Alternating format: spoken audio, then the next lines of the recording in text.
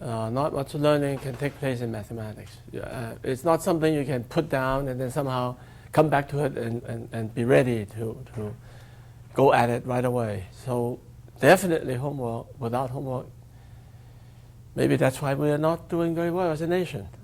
And the other thing is that I think I'll do something different from Stephanie. I would give a little bit more homework on weekend because of 3 days. And you forget a lot in 3 days. And so you don't make them work a little bit more over the weekend. They come back forgetting a lot of things. So you might want to try it as an experiment to see if the achievement improves if you give more homework. Now, I know it's not very popular because at least with the freshmen, they say, oh, weekend, that's for going out, socializing, and all that. You see, coming from my generation, I mean, homework is the time where you can catch up.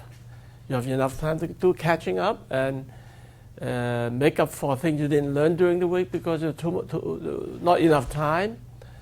But nowadays, people think that weekend is for other things. So I'm not sure that what I recommend would go over well given the present social situation.